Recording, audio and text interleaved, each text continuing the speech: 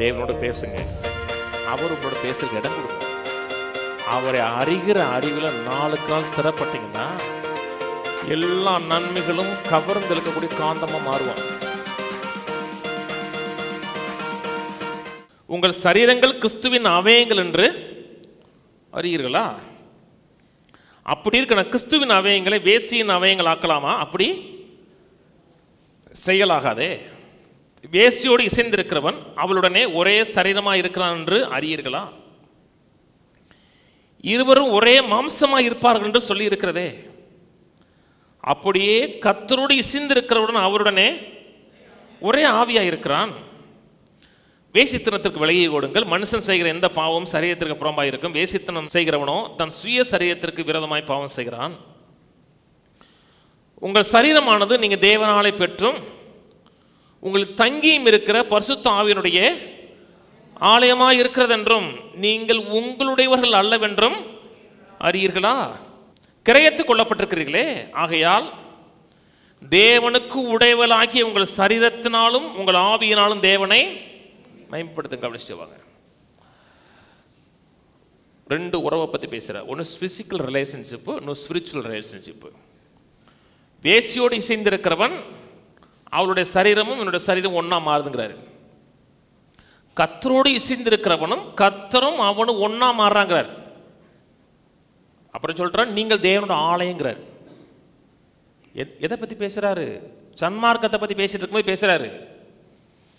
நீ இப்போ ஆலயம் கிடையாது, நீ வெளியே தூக்கி எறிஞ்சிட்டாருன்னு சொல்லலை, இப்பொழுதும் நீ தேவனோட ஆலயமாக இருக்கிறேங்கிறார். ஆச்சரியங்க. மீட்புங்கிறது விசேஷமானதுங்க.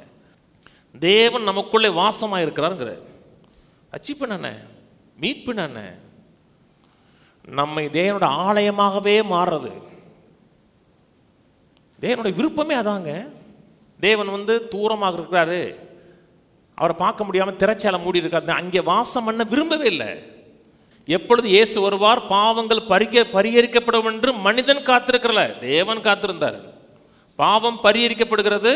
ஒவ்வொருடைய மனிதனுடைய இருதயத்துக்குள்ள இன்னைக்கு வாசமா இருக்கிறார். பழைய ஏற்பாட்டில் பலிகள் பண்டிகைகள் இதெல்லாம் எதுக்குன்னா தேவனோடு மனிதன் நெருங்குவதற்காக வச்சார். ஆதாம் ஏவல் படைத்த உடனே அவனோட க்ளோஸாக பேசினார். பாவம் செஞ்சு தேவனை விட்டு மனுஷன் ஓடனான். ஆனால் கர்த்தருடைய விருப்பங்கிறது திரும்பி சேர்க்கணும், அவனோட பேசணும், அவனோட உறவாடணும், அவனோட டைம் ஸ்பெண்ட் பண்ணணும் விரும்பினார். அதுதான் ரட்சிப்பு. ரட்சிக்கப்பட்டிருக்கோம்ல, தேவனோட ஆலயம் தானே. ஆலயத்தில் பூஜை நடந்துக்கிட்டே இருக்கணும். எங்கே போகிறேன்? பூஜைக்கு போகிறேன். கம்யூனிகேஷன் நடந்துக்கிட்டே இருக்கணும். பேசணும், உறவாடணும், கம்யூனிகேட் பண்ணணும். அப்படி பண்ணி பாருங்க, எல்லா நன்மைகளும் கவர்ந்து இழுக்கக்கூடிய காந்தமாக மாறுவான். அதான் கிறிஸ்தவம். கிறிஸ்துவுக்கும் நமக்கு இருக்க உறவை வேதம் மேரேஜ் ரிலேஷன்ஷிப்பை பற்றி பேசுது, கணவன் மனைவி உறவை பற்றி பேசுது. ஒரு கல்யாணத்தை சக்சஸ்ஃபுல்லான கல்யாணமாக மாற்றுறது என்னதுங்க?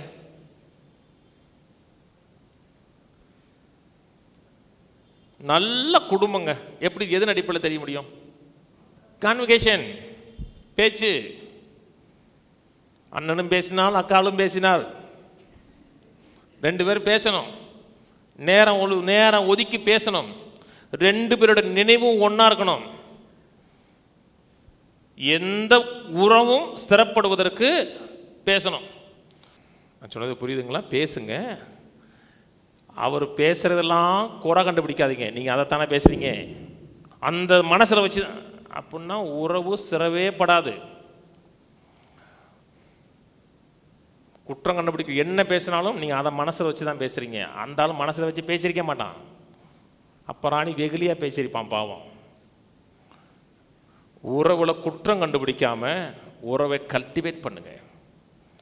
தேவனோட உறவு தான். தேவனோட பேசுங்க. அவர் உங்களோட பேசுறதுக்கு இடம் கொடுங்க. அவரை அறிகிற அறிவில் 4 நாள் ஸ்திரப்பட்டீங்கன்னா உலகம் கொஞ்ச நாள் உங்களை பார்க்கும். அவருக்குள்ள கணவன் நல்லவனா கட்டவனா எப்படி யாரை பார்க்க முடியும்? மனைவியை பார்த்தா கணவன் நல்லா தெரிஞ்சிடும்.